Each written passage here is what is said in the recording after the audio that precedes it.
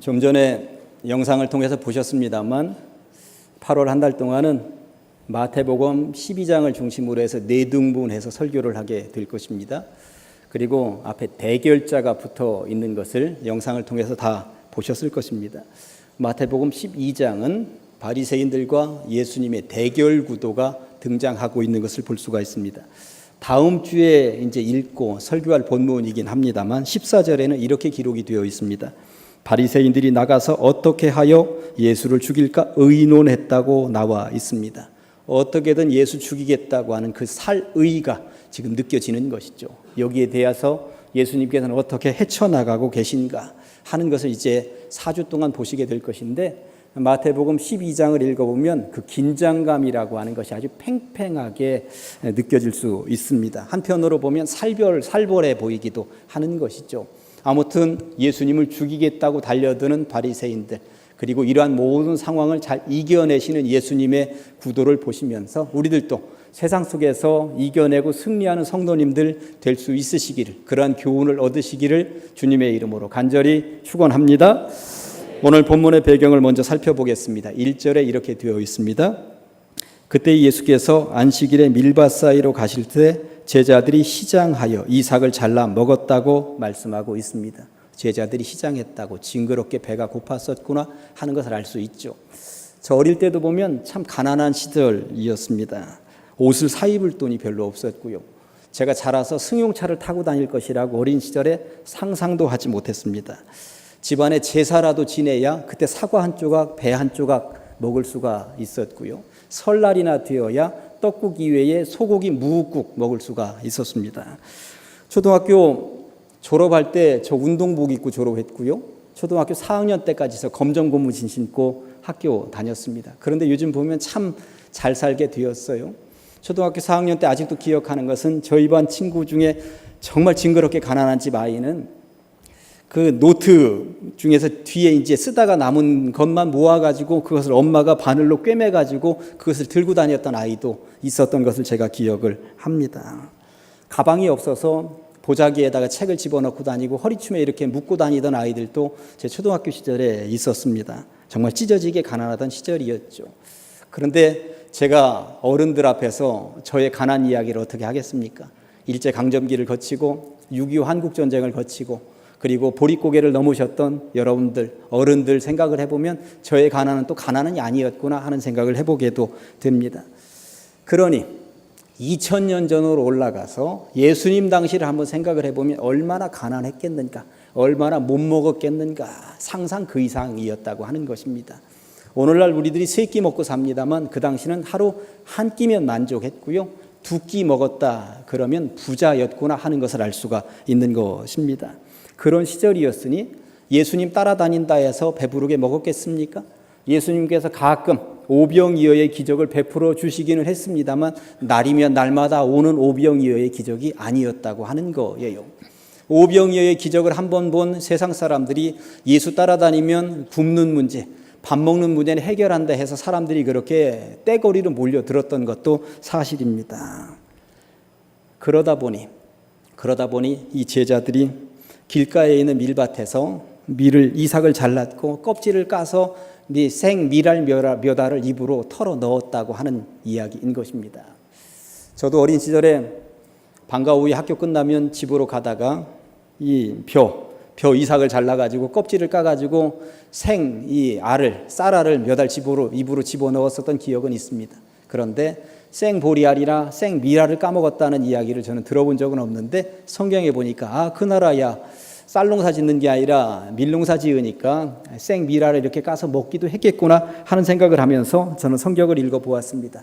아무튼 얼마나 배가 고팠으면 길 지나가다가 생밀알을 그렇게 까서 먹었겠는가 측은한 생각이 들기도 합니다. 이 말씀을 읽으면서 군대 시절이 생각이 났어요. 군대 시절도 참 많은 거 먹을 거 주지 않았었습니다.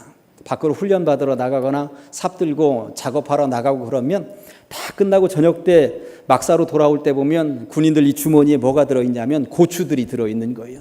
지나다니면서 길가에 있는 고추밭에서 전부 다 고추 따가지고 와서 고추장 찍어서 저녁 먹었었던 기억이 있습니다. 그러면서 그때는 그게 죄인 줄도 모르고 그냥 당연한 것처럼 따다가 먹었었던 기억이 있는데 그 농사 짓던 분들은 얼마나 난감했을까. 아니면 여기는 요 줄은 당연히 군인들이 따먹으려니 하고 그냥 용서하면서 살았을까. 그런 생각도 해 보았습니다. 아무튼 동양이나 서양이나 길가에 있는 먹을거리들은 이렇게 순환을 당할 수밖에 없는 가난이라고 하는 것이 있었구나 하는 생각을 해보았습니다. 아무튼 오늘 예수님의 제자들이 그랬다는 거예요. 그런데 말입니다.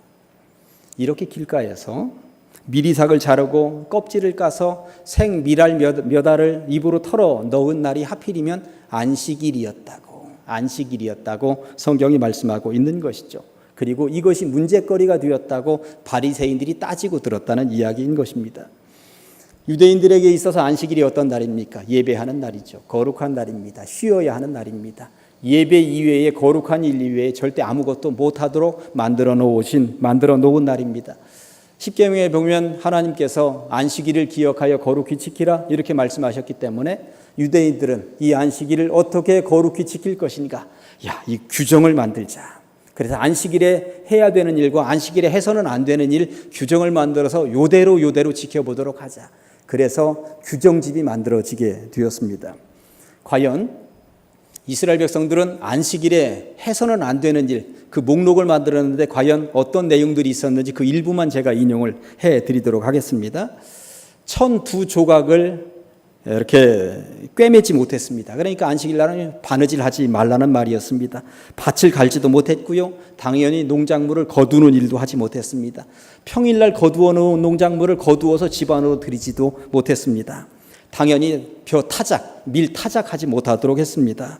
음식을 만들기 위해서 빵을 굽지도 못했고 그리고 양털 당연히 깎지 못했습니다. 2글자 이상 글씨를 쓰지 못했고 2글자 이상 글씨를 지우지 못하도록 했습니다.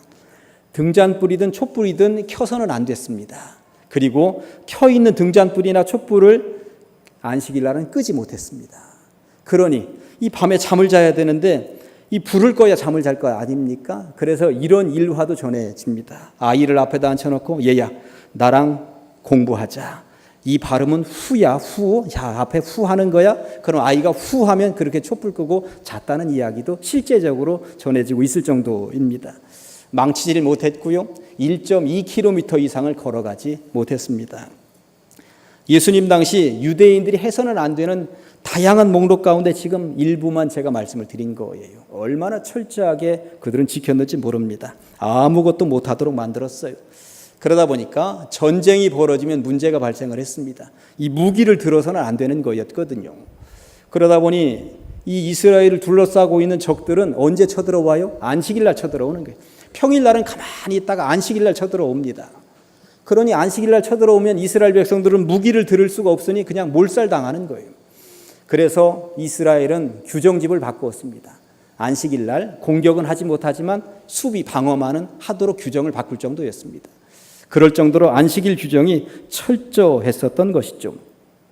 이런 규정이 있다는 사실을 모르는 바가 아닐 텐데 예수님의 제자들이 그만 밀 이삭을 잘랐다는 거예요. 밀 이삭을 잘랐다는 것은 안식일에 이삭을 거두지 마라. 그러니까 안식일에 농사 짓는 그 다양한 식물을 거두지 말라는 이 규정을 어겼다는 것이고요.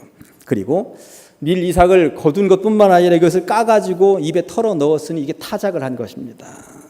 어쨌든 밀 껍질을 벗겼다고 하는 것입니다. 안식일 규정을 2개나 어겼다고 하는 거였습니다. 오늘날도 이스라엘에 가보면 2000년 전 예수님 당시의 규정하고는 약간 다르게 규정을 바꾸었습니다만 오늘날 규정도 굉장히 특이합니다. 당연히 음식 만들지 못합니다. 빵을 굽지도 못하고 도마질도 하지 못합니다. 칼을 갈아서도 안 되고 세탁도 안 됩니다. 뜨개질, 바느질 당연히 안 됩니다. 벽지를 바른다고 풀칠하는 것도 안 되고요. 글쓰기 당연히 안 되죠. 컴퓨터로 타이핑하는 거 절대 하지 못합니다. 글씨 지우개를 들어서 글씨 지우지 못합니다. 그림을 그려서도 안 되고 이발, 면도, 손톱깎이 다 안 됩니다. 이게 규정집에 써 있는 내용이에요. 실제적으로. 촛불 켜고 끄기 당연히 안 됩니다. 아이들 방학 숙제 해줘야 된다고 아니면 월요일 날 학교 가야 되니까 이게 숙제 해준다고 종이 찢어 붙이기 이거 절대 못합니다. 정원 돌보기 안 되고요. 2m 이상의 물건을 옆으로 옮겨 놓는 거 못하도록 규정집에 적어놓고 있습니다. 악기 연주 안 됩니다. 전기 스위치를 켜고 끄는 길 은연히 못하도록 되어 있습니다. 다만 타이머로 전기 스위치를 켜고 끄는 것, 불을 켜고 끄는 것은 타이머로 해놓으면 됩니다. 그 대신 TV만큼은 타이머로도 안 됩니다. 주일날은 TV 못 보게, 안식일날은 TV 못 보게 만들어 놓았다고 하는 것이죠. 엘리베이터 버튼을 누르지 못하도록 만들어 놓았습니다. 그러면 이 안식일날 저 고층에 사는 사람들은 어떻게 할 것인가? 안식일 엘리베이터가 있어서 안식일이 되면 엘리베이터는 1층부터 15층까지 자동으로 오르락내리락 하고 매 층마다 서서 문이 열리고 닫히고 매 층마다 그렇게 합니다. 엘리베이터 버튼을 누르면 안 되기 때문에 이렇게까지 철저하게 지키는 민족이 유대인들입니다. 대단한 사람들 아닙니까? 그런데 그렇게 철저하게 지키는 사람들, 전통을 이어받아서 수천 년 동안 그렇게 하는 사람들, 그 민족 가운데 예수님의 제자들이 그 시대에 오늘날보다 더 철저하면 철저했지 덜 하지 않았었던 그 시대에 그 규정을 어겼다고 하는 것입니다. 거듭 말씀드립니다만 곡식을 거두었고요, 타작을 했습니다. 비록 적은 분량이었습니다만 규정 위반을 했다고 하는 것입니다. 물론 보는 사람이 없으면 그냥 넘어갈 수도 있는 사소해 보이는 규정 위반이었죠. 승용차를 몰고 가다가 신호등에 걸리면 이 정지선이 있는데 정지선을 조금 넘어가서 횡단보도까지 약간 치고 들어간 경우입니다. 정말 단호한 경찰이 보면 당신 이거 어겼으니까 벌금 이럴 수 있습니다. 그러나 어지간하면 이 정도는 봐주는 것 아닙니까? 누가 보느냐에 따라서 어떻게 보느냐에 따라서 봐줄 수 있고 걸 수도 있는 것입니다. 사실 예수님의 제자들이 낫으로 대단 위에 몇 평을 정도를 벤 것도 아니고 무슨 도구를 가지고 타작을 했던 것도 아닙니다. 밀 이상 몇 개 잘라서 밀알 몇 개를 생밀알 몇 개를 입으로 털어 넣은 것뿐이라고 하는 것입니다. 애교로 봐줄 수 있는 상황이었습니다. 그런데 문제는 걸려고 보는 사람의 입장에서 보면 안 걸릴 수가 없다라고 하는 것이죠. 당연히 걸리게 되어 있더라는 것입니다. 2절 말씀을 보니까 바리새인들이 이 모습을 봤다고 분명히 쓰여 있습니다. 여기에서 중요한 것은 바리새인들이 본 이 모습, 우연히 지나가다가 본 것이 아니라 너 한번 두고 보자, 너 걸리기만 해봐라, 이런 시각으로 보고 있는데 그 장면이 보였다는 것입니다. 옳았구나, 잘 되었다, 가만두지 않겠다, 이러고 있었다고 하는 이야기인 것입니다. 침소봉대라고 하는 사자성어가 있어요. 작은 바늘을 큰 몽둥이라고 우긴다라고 하는 말이죠. 작은 일을 크게 부풀려서 말하는 경우를 일컫는 말입니다. 침소봉대를 가장 잘하는 집단은 정치인 집단이라고 저는 생각을 합니다. 여당은 야당을 향하여서, 야당은 여당을 향하여서 그리합니다. 상대방 당이 그린 큰 그림이 있을 때 이 그림은 정말 멋있어 보이는데 그 그림은 보이지 않습니다. 그 그림 구석에 있는 뭔가 꼬투리, 이것만 이제 잡고 늘어지는 거죠. 그래서 문구 하나, 말투 하나, 오류 하나만 잡고 넘어지는 것입니다. 전형적인 침소봉대라고 할 수 있습니다. 2000년 전에 예수님을 향하여서 큰 그림을 그리고 계신 예수님을 향하여서 바리새인들이 지금 아주 구석에 있는 꼬투리를 지금 잡고 늘어지고 있다는 거예요. 당시 예수님의 설교가 얼마나 대단했습니까? 많은 사람들이 예수님의 설교를 들으면서 이제까지 살면서 이런 설교를 들어본 적이 없다고 얘기를 했습니다. 정말 영적이다. 구약 성경에 대한 해박한 지식을 가지고 저렇게 풀어낼 수 있다니 참 대단하다. 그리고 문장력, 순발력, 놀랍다 모든 사람들이 인정하고 있을 때 바리새인들은 그 설교 가운데 일부분 가지고 지금 걸고 넘어지는 거예요.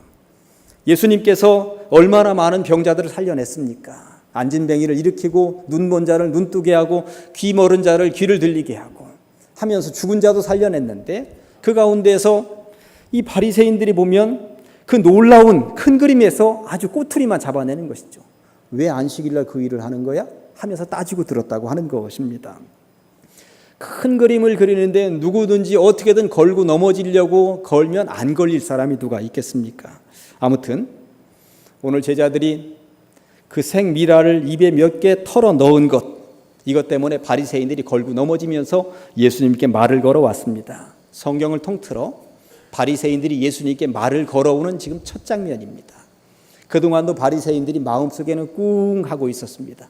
예수님이 하시는 설교나 예수님이 하시는 병 고치는 일이나 다양한 것들을 놓고 볼 때 속으로는 저거 아닌데, 그러다가 참다 못하니까 전번에는 제자들에게 야 너네 스승 왜 그러냐 하고 따져 물은 적이 한 번 있었는데, 오늘 드디어 예수님께 직접 처음으로 따져 묻고 있는 장면입니다.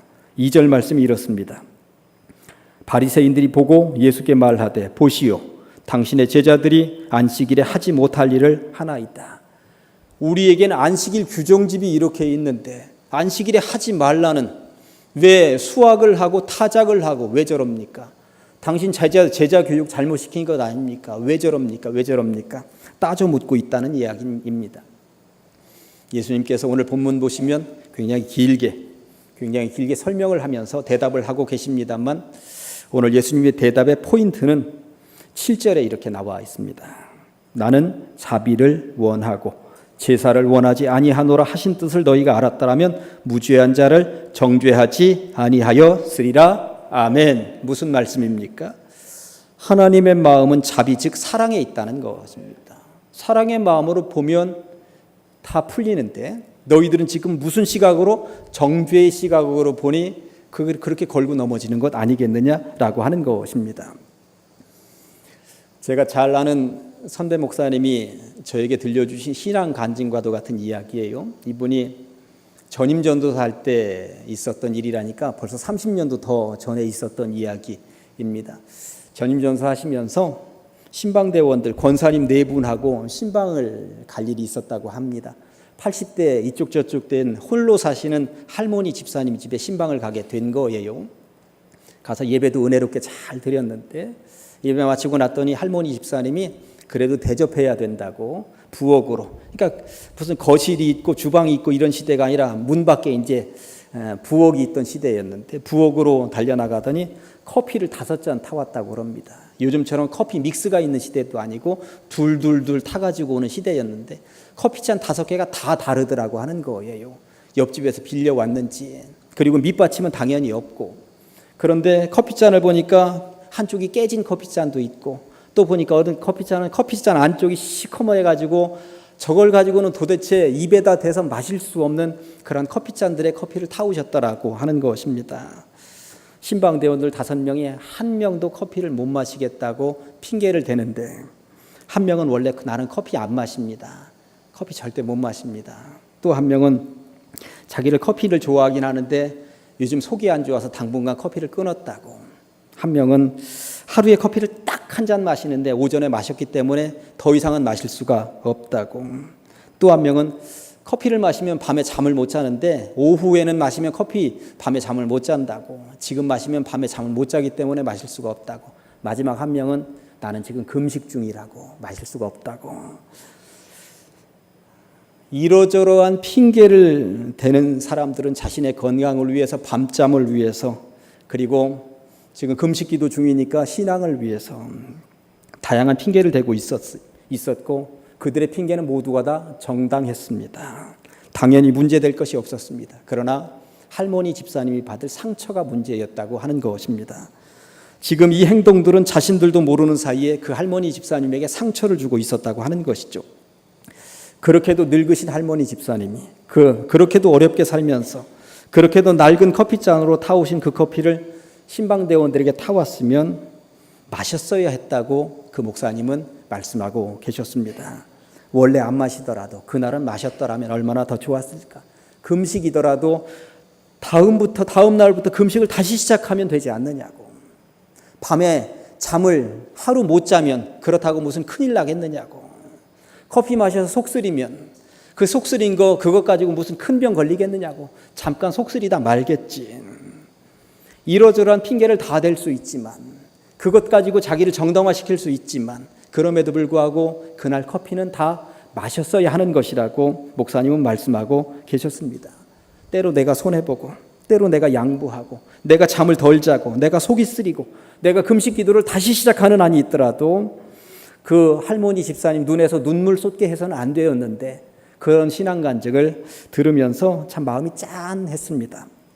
살아가면서 우리는 늘 정당할 수 있습니다. 법적으로도 상식적으로도 전혀 문제가 되지 않는다고 자부할 수 있습니다.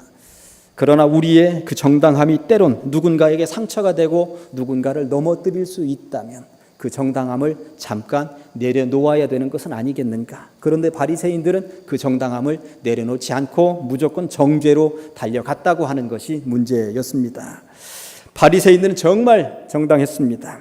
사실 그 법에 통달한 사람들이었습니다. 처음부터 끝까지 달달달달 그 법을 외우는 사람들이 바리새인들이었습니다. 그리고 수백 년, 수천 년 동안 지켜오던 법의 잣대였습니다. 예수님, 당신 제자들의 저 행동은 법규 위반입니다. 딱지를 끊어야 되겠습니다. 이들이 말하는 것은 법에 충실한 아주 모범 답안이었다고 하는 것입니다. 그러나 모범 답안을 제시하는 그들의 심보가 문제였다고 하는 것이죠. 사랑이라고 하는 것은 얼마나 배고팠으면 저랬을까?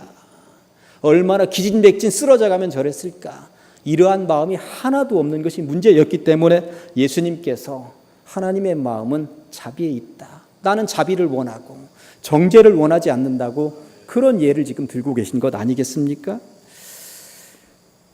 워낙 유명한 재판 이야기 하나 말씀을 드리려고 합니다. 워낙 잘 알려진 재판이기 때문에 여러분들도 알고 계신 분들이 계실지 모르겠습니다만 피오렐로 라과디아라고 하는 뉴욕 법원 판사 이야기입니다.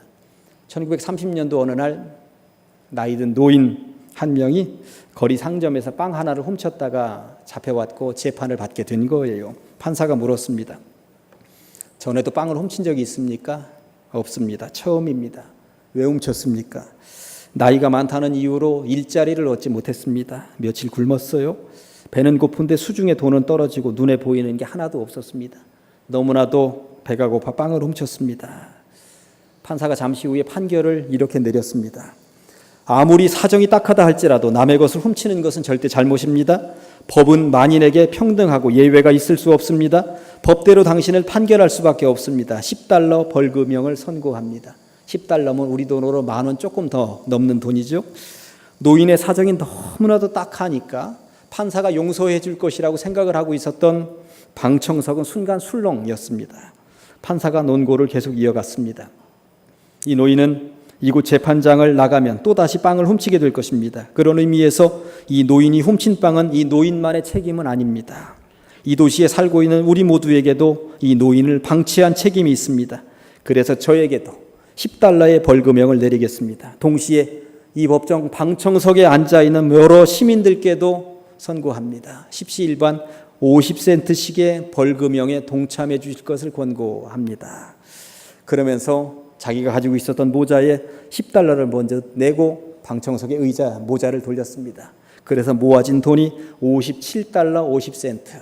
이 돈을 그 노인에게 주었고 노인은 10달러를 벌금으로 냈고 나머지 47달러 50센트를 손에 들고 방청석을 빠져나가면서 뜨거운 눈물을 흘렸다고 하는 이야기입니다. 라과디아 판사는 그 이후에 12년 동안 삼선 뉴욕 시장이 되어서 최고로 존경받는 시장 역할을 감당했다고 하는 실제 있었던 이야기입니다. 예수님은 바리새인들이 가지고 있었던 정죄의 시선을 사랑의 시선으로 바꾸길 원하셨습니다. 정죄의 시선으로 보면 다 정죄거리입니다. 제가 지금 말씀드리려고 하는 것이 적당한 예화일지 모르겠습니다만 주일날 이 계단을 내려가다 보면 교회 입구에서 여전도의 협의에서 때로 김을 팔 때도 있고 계란을 팔 때도 있습니다. 정죄거리로 보면 주일날 저게 뭐 하는 짓이냐 할 수도 있습니다. 주일날 오후에 이제 날이 좀 선선해지면 남선교회 협의회에서 뒷마당에서 배구도 하고 족구도 할 것입니다. 주일날 예배 이외에 아무것도 하지 말아라. 저게 뭐 하는 짓이냐? 정죄하기로 말하면 그것도 정죄거리가 될 수 있습니다. 제가 이 강대상에 너무 더워서 겉옷을 벗고 온 것도 정죄하기로 말하면 정죄거리가 될 수 있습니다. 아니 주일날 담임 목사가 저게 뭐 하는 짓이야? 그럴 수 있다고 하는 것입니다. 그런데 큰 그림으로 보면 달라진다라고 하는 것입니다. 여전도 협의회에서 개인 재산 불리기 위해서 하는 것이 아니라 선교를 위한 목적을 가지고 선한 사업을 하는 것 아닙니까? 여전도 협의회도 그 일 안 하면 편합니다. 그러나 더 큰 그림을 그리면서 귀찮은 일이지만 선교를 위해서 그 일을 하는 것이죠. 그게 장사입니까? 아니면 선교입니까? 장사라고 생각하면 정죄거리이고 사업이라고 선교라고 생각하면 그것은 칭찬받을 일이라고 하는 것입니다. 주일 오후 뒷마당에서 성도들끼리 모여서 배구하고 족구하는 일들, 저는 오히려 권장할 일이라고 생각을 합니다. 세상 나가서 세상 친구들 만나서 노닥거리는 것보다 교회 안에서 성도들끼리 만나서 교제하고 친교하고 하는 것이 얼마나 더 좋은 일입니까? 그렇지 않습니까? 저는 예수님이라면 분명히 그렇게 하셨다고 권장했다고 저는 생각을 합니다. 예수님은 오늘 말씀하십니다. 나는 자비를 원한다고, 정죄를 절대 원하지 않는다고 말씀하시는 것이죠. 그러니 사랑의 마음으로 보라고 하는 것입니다. 예수님이 이렇게 말씀하셨던 사랑의 마음으로 늘 눈을 열어 볼 수 있는 성도님들 다 되시기를 주님의 이름으로 간절히 축원합니다. 얼마나 배가 고프면 저렇게까지 길거리에서 밀을 부벼서 생미라를 입으로 넣을까? 사랑의 마음으로 보라고 예수님 말씀하셨던 것처럼 얼마나 선교를 하고 싶으면, 선교에 필요하면 주일에 저렇게까지 할까? 나라도 김 하나 사주자, 나라도 계란 한 판 사주자. 이게 바로 예수님이 원하셨던 마음이라고 하는 것이죠. 유행가 가사에 이런 내용이 있습니다. 님이라는 글자에 점 하나만 찍으면 남이 되는, 이런 내용입니다. 교회에서도 보면 목사님, 장로님, 집사님, 권사님, 성도님, 선생님, 님이라고 부르는데 꼬투리라고 하는 거기다 점을 하나 찍으면 남이 되어버립니다. 내가 어떻게든 그 사람 꼬투리만 잡으려고 애쓰면 그 사람은 남이 되어버린다라고 하는 것입니다. 거기서부터 문제가 발생을 하죠. 그런데 이 남이라고 하는 것도 조금만 더 뒤틀어져 버리면 이게 놈이 되는 거예요. 놈이 되는 것입니다. 님이었던 관계가 남이 되고 남이었던 관계가 놈이 돼버리면 교회는 끝장나는 것이죠. 예수님은 이런 관계를 절대 원하지 않으셨다라고 하는 것입니다. 이제 마무리하면서 예화 하나 하고 마무리하려고 합니다. 신탄진에서 목회하는 친구 목사로부터 얼마 전에 이런 이야기를 들었어요. 여자 집사님 한 분이 교회를 2주째 안 나오셔요. 전화를 드려서 어쩐 일이시냐고 그랬더니 잠깐만 쉴게요. 그래서 신방을 갔습니다. 무슨 일인가 말씀해 보세요. 무슨 일인가. 그랬더니 3주 전에 그 구역이 식사봉사였던가 보죠. 뭔가를 버무리는데 다른 여자 집사님은 꾀를 집어넣어서 버무리자 하고 이 여자 집사님은 다 한 다음에 꾀 위에다 뿌리자 하고 그거 가지고 주방에서 다툰 거예요. 아무것도 아닙니다. 이 꾀를 어떻게 버무릴 것인가, 어떻게 뿌릴 것인가, 이거 가지고 둘이 싸우더니 한 명은 교회 안 나오고 다른 한 명은 뭘 그런 걸 가지고 또 안 나오고 그러고 있었다라고 하는 것입니다.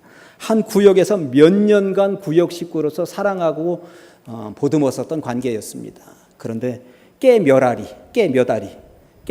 이런 일을 벌였습니다. 그냥 님이었던 곳에 꽤 몇 알 가지고 남을 만들어 버리고 이걸 뒤틀어서 놈을 만들어 버린 거예요. 교회에서 그럴 수 있다고 하는 것입니다. 누군가를 남을 만들고 놈을 만들어 버리면 그 교회는 끝장납니다. 이제 말씀을 정리합니다. 성경적으로 말하면 교회에서 다양한 것들 겨자씨 몇 알 차이이고요. 우리식으로 말하면 깨알 몇 알 차이입니다. 그리고 오늘 성경적으로 말하면 생밀알 몇 알 차이입니다. 생밀알 몇 알 입으로 털어넣은 것, 사랑의 눈으로 보면 감싸 안을 수 있습니다. 그러나 정죄의 시선으로 보면 그건 규칙 위반, 딱지 이럴 수 있다라고 하는 것입니다. 사랑의 시선으로 모든 성도들의 상황과 처지를 볼 수 있으시기를, 그리고 품어 안을 수 있으시기를, 그래서 정죄 쪽이 아니라 사랑 쪽을 선택하시기를 주님의 이름으로 간절히 축원합니다. 따라 하시겠습니다. 정죄보다는 사랑을 거룩한 주일 사랑하기 딱 좋은 날입니다. 아멘. 기도하시겠습니다. 하나님의 은혜를 감사합니다. 거룩한 주일 우리를 불러주시옵시고 말씀을 통하여 은혜 받게 하시니 감사합니다. 때로 살면서 정죄 쪽을 선택할 수도 있겠습니다만 우리 가장제일교회 모든 성도들은 정죄가 아니라 사랑 쪽을 선택하게 하여 주시옵소서. 그리함으로 보듬어 앉게 하시고 때로는 양보하고 손해보게 하시고 하나님께서 원하시는 삶으로 영위에 나갈 수 있는 주의 백성들 다 되게 하여 주시옵소서. 예수님의 이름으로 기도합니다.